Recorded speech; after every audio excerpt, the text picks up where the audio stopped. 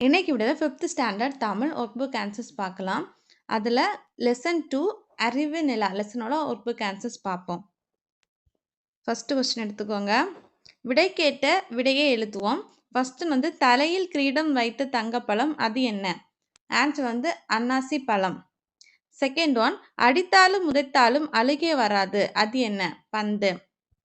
கூரை வீட்டை பிரித்தால் ஓட்டு வீடு, ஓட்டு வீட்டுக்குள் வெள்ளை மாளிகை, வெள்ளை மாளிகை நடுவே ஒரு குளம் அது என்ன? தேங்காய். கொதிக்கும் கிணற்றில் குதித்து குண்டாகி வரும் அது என்ன? பூரி. உடம்பில்லா ஒருவன் பல சட்டை அணிந்திருப்பான் அது என்ன? வெங்காயம். இருதயம் போல் துடித்திருக்கும், இரவு பகல் விழித்திருக்கும் அது என்ன? கடிகாரம். பகலிலே வெறுங்காடு, இரவெல்லாம் பூக்காடு அது என்ன? வானம். அதுக்கப்புறம் விடுகதைக்கு விடையடிப்பேன். மலையாக பிறந்திடுவேன், ஆறாக ஓடிடுவேன், கடலில் கலந்திடுவேன், நான் யார்? தண்ணீர். அடுக்கடுக்கா அறைகள் உண்டு, அலமாரி அல்ல, தித்திக்கும் இனிப்பு உண்டு, பாகு அல்ல, உயிர்கள் பல என்னுள் உண்டு, நான் யார்? தேன்கூடு. உயரமுண்டு பனை இல்லை, என்னுள் காய் உண்டு கனி இல்லை, தாகம் தணிப்பேன் தண்ணீர் இல்லை, நான் யார்? தென்னை மரம். Next page. ஒரு தென்னந்தோப்பில் 4 தேங்காய்கள் மட்டை உரிக்காமல் ஒரு மூட்டையாக கட்டப்பட்டிருந்தன. அதனை அருகில் இருக்கும் கிடங்குக்கு கொண்டு செல்ல வேண்டும். அங்கு பணிபுரிந்த வந்த 41 தொழிலாளர்களும் தனித்தனியாக தூக்கி பார்த்தன. யாராலும் தூக்க முடியவில்லை. அதை எளிதாக கிடங்குக்கு கொண்டு செல்ல உரிய வழியே செல்லுங்களேன். எப்படி அந்த கிடங்குக்கு ஈஸியாக கொண்டு போகலான்னு கேட்டிருக்கு. ஸோ ஆன்சர், 40 தொழிலாளர்கள் ஆளுக்கு ஒரு தேங்காய் எடுத்துக்கொண்டு ஒரு தொழிலாளர் சாக்கு பையை தூக்கி கொண்டு சென்றால் கிடங்குக்கு சென்று விடலாம். ஸோ எழுதி எடுத்துக்கோங்க. அடுத்த கொஸ்டின். ஒரு குளத்தில் முதல் நாள் ஒரு பூ பூத்தால் அடுத்த நாள் அது 2ஆக மாறும். அதற்கு அடுத்த நாள் அந்த 2 பூக்கள் 4ஆக மாறும். இவ்வாறு ஒவ்வொரு நாளும் பூக்கள் 2 மடங்காக அதிகரிக்கும். அப்படியானால் 10வது நாள் குளத்தில் உள்ள பாதி பூக்கள் பூத்திருந்தால் குளம் முழுமையாக நிறைய இன்னும் எத்தனை நாட்கள் ஆகும்? அதாவது இப்படி டபுள் மடங்கு ஆயிட்டு இருக்கும். அப்போ குளம் முழுமையாக நிறைய எத்தனை நாட்கள் ஆகும் அப்படின்னு கேட்டிருக்கு. ஆன்சர் 11வது நாளில் பூக்கும் பூக்களால் குளம் நிறைந்திருக்கும். 11ஆம் நாளில் பூக்கும் பூக்களால் குளம் நிறையும் ஆன்சர். ஸோ இதை எழுதி எடுத்துக்கோங்க.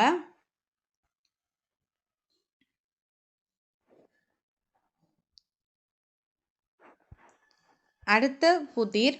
ஒரு காட்டில் யானை, முயல், மயில், நரி, குயில் ஆகியவை நண்பர்களாக வாழ்ந்து வந்தன. அவை ஒரு முறை அடர்ந்த காடு வழியே நெடுந்தூரம் பயணம் மேற்கொண்டன. வழியில் அகலமான நீண்ட காட்டொரு ஒன்று குறுக்கிட்டது. அனைவரும் ஆற்றை கடந்தனர். ஆனால் ஆற்றை கடந்த பிறகு ஒருவர் மட்டும் நனைந்திருந்தார். அப்படியெனில் அவர்கள் எவ்வாறு ஆற்றை கடந்திருப்பார்கள் கேட்டிருக்கு. ஸோ ஆன்சர், யானை மட்டுமே நனைந்திருக்கும். முயலும் நரியும் யானையின் மீது ஏறி சவாரி செய்தும் மயிலும் குயிலும் பறந்து சென்றும் கடந்திருக்கும். இது ஆன்சர். எழுதி எடுத்துக்கோங்க. அதுக்கப்புறம் புத்தகத்தில் தேடி எழுதுவோம். ஃபர்ஸ்ட் ஒன், புதிர் விளையாட்டுக்கான விதிமுறைகளை கூறியவர் யார்? பாட்டி புதிர் விளையாட்டுக்கான விதிமுறைகளை கூறினார். அழகனுக்கு கூறிய முதல் புதிர் என்ன? கண்டுபிடித்து எழுதுக. அது உனக்கு சொந்தமானது, ஆனால் மற்றவர்கள் தான் அதை அதிகம் பயன்படுத்துவார்கள். அது என்ன? Next question.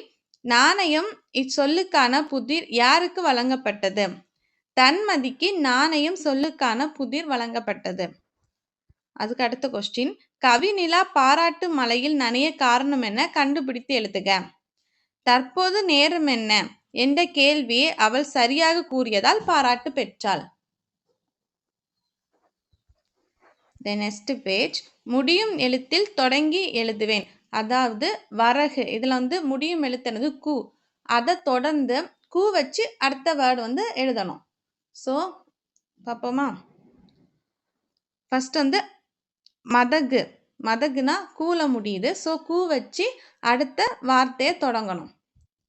கூ வச்சு தொடங்கும் வார்த்தை குரங்கு. அதுக்கப்புறம் திருப்பியும் கூ தான் முடியுது. ஸோ அதுக்கு அடுத்த வார்த்தை வந்து குருவி. அதுக்கப்புறம் விறகு, அதுக்கப்புறம் குயில். அம்மாவுக்கு வந்து மா வச்சு முடியுது. ஸோ மாமா, அதுக்கப்புறம் மாசி, சிறகு, குடம். முத்து, துளசி, சிறகு, குருவி, விறகு. ஸோ இதை நான் ரீட் பண்ணுறேன், நீங்கள் பார்த்து எழுதிக்கோங்க. காசு, காசு, சுக்கு, குரங்கு, விசிறி. அண்ணாச்சி, அன்னாசி, சிறகு, குருவி, விறகு, குடம். அதுக்கு அடுத்து பார்ப்போமா? முடியும் சொல்லை முதலாக கொண்டு தொடர் எழுதுவேன். வலையில் மாட்டியது மீன். ஸோ மீன் வந்து அந்த சொல் வச்சு ஒரு வந்து வாக்கியம் எழுதணும். அதுக்கு என்ன வாக்கியம் எழுதலைன்னா, மீன் துள்ளி குதித்தது. அதுக்கு அடுத்த கொஸ்டின், தோட்டத்தில் பூத்திருந்தன வண்ணப்பூக்கள். வண்ணப்பூக்கள் முடியுது. அதை வச்சு ஒரு தொடர் எழுதணும்னா, வண்ணப்பூக்கள் அழகா இருந்தது எழுதிக்கோங்க. அதுக்கு அடுத்து, வானத்தில் மின்னின விண்மீன்கள். விண்மீன்கள் பார்க்க பிடிக்கும். வளவன் விளையாடினான் பந்து. பந்து வச்சு முடியுது. ஸோ பந்து வச்சு அடுத்த தொடரை உருவாக்கணும். பந்து உருண்டு ஓடியது. நெக்ஸ்ட் பேஜ் வாங்க. முடியும் சொல்லை முதலாக கொண்டு நிரப்புவேன். அதாவது குளிப்பதற்கு புறப்பட்டன. புறப்பட்டன முடியுது. அதை வச்சு அடுத்த சொல் வந்து உருவாக்கணும். புறப்பட்டு செல்லும் வழியில் தவளை நண்பரை பார்த்தன. பார்த்தனன் முடியுது. அதனால பார்த்தவுடன் தவளையும் அழைத்தனர். அப்படி எடுத்து தொடங்கணும். அடுத்து அழைத்தனர் முடியுது. ஸோ அழைத்ததை கண்டு கொள்ளாமல் தவளை சென்றது. சென்றதன் முடியுது. ஸோ சென்று கொண்டிருக்கும் போது ஒரு குரல் கேட்டது. கேட்டதன் முடியுது. ஸோ அதை வச்சு ஒரு வார்த்தை, குரல் கேட்ட திசை நோக்கி இருவரும் ஓடின. ஓடினர் முடியுது. ஸோ ஓடி சென்று பார்த்தபோது தவளையின் கால் கொடியில் சிக்கி இருந்தது. சிக்கி இருந்தது அந்த வார்த்தையிலிருந்து சிக்கி இருந்த காலை எடுக்க தவளை போராடியது. போராடியது அதுல இருந்து போராடிய தவளையை பிடிக்க கழுகு கீழே இறங்கியது. இறங்கியது. ஸோ அதுல இருந்து அடுத்த வார்த்தை, இறங்கிய கழுகு தவளையே கொத்த வந்தது. வந்தது அதுல உள்ள வார்த்தை வந்து, வந்த கழுகை கொக்கும் வாத்தும் சேர்ந்து துரத்தினர். துரத்தின அதுல இருந்து துரத்தியதால் கழுகு பறந்தது. பறந்தது பறந்ததுல இருந்து எந்த வார்த்தை வருதுன்னா, பறந்த கழுகை பார்த்தவுடன் தவளை மகிழ்ந்தது. இப்படி முடிய வார்த்தையில இருந்து அடுத்த சொல்ல தொடங்கி எழுதணும்.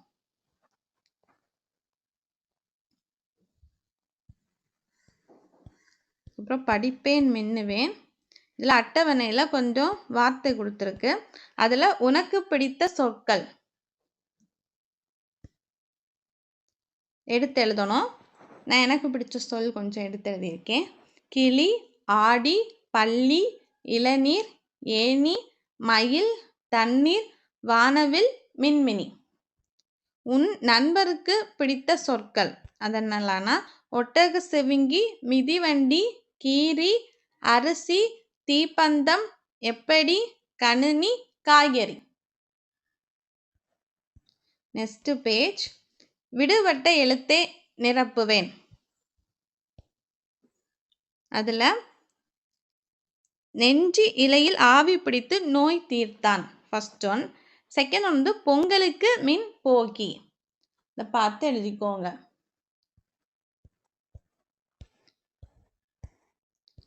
தென் அதுக்கப்புறம் நெக்ஸ்ட் பேஜ் வாங்க. பேஜ் நம்பர் 29 எடுத்துக்கோங்க. அதில் ஃபர்ஸ்ட் கொஸ்டின், வாழ்த்துக்கள் இச்சொல்லிலிருந்து உருவாகாத சொல். அது என்ன ஆன்சர்னா வாழ்க்கை. தென் புதிருக்கான விடையை தேர்ந்தெடுத்து எழுதுக. உனக்கு சொந்தமானது ஆனால் மற்றவர்கள் தான் அதை அதையும் பயன்படுத்துவார்கள். அது என்ன? ஆன்சர் வந்து பெயர். இரண்டாம் எழுத்து ஒன்று போல் வரும் இணை எது? அதுக்கு விடை வந்து பனிமலர், நனி, பசு. சரியான விடையை தேர்ந்தெடுத்து எழுதுக. தன்மதி காலியான உண்டியலில் எத்தனை நாணயங்கள் போட்டால்? ஆன்சர் வந்து ஒரே ஒரு நாணயம். தமிழின் இனிமை பாடலை பாடியவர் யார்? ஆன்சர் வந்து பாரதிதாசன். அடிகோடிட்ட சொற்கள் குறிக்கும் உணவுகள் யாவே? சுளையும் கலையிடை. ஆன்சர் வந்து பலா, கரும்பு. பொருத்தமான சொல்லால் நிரப்புக. பனிமலர் ஏறிய தேனும் காற்றும் பகி இடை ஏறிய சுவையும் நனிப்பசு பொழியும் பாலும் தென்னை நல்கிய குளிருள நீரும். ஸோ ஆன்சர் வந்து ஃபர்ஸ்ட் ஒன், தேனும் பாலும். தொடர்களை வரிசைப்படுத்தி எண்ணிலிடுக. இதை வந்து வரிசைப்படுத்தி எழுதணும். அதில் வரிசை எண் மட்டும் நான் சொல்கிறேன், நீங்கள் நோட் பண்ணிக்கோங்க. வரிசை ஆர்டர் வந்து 4, 2, 1, 3. புதருக்கு விடை அளிக்க. கையுண்டு காலில்லை, கழுத்துண்டு தலையில்லை, அது என்ன? சட்டை. பொருத்தமான நிறுத்தல் குறியீட்டு எழுதுக. எந்த இடத்துல என்ன குறியீடுன்னு போடணும்னு பார்த்து மார்க் பண்ணிக்கோங்க. இதில் நான் மார்க் பண்ணியிருக்கேன், அதை பார்த்து மார்க் பண்ணிக்கோங்க.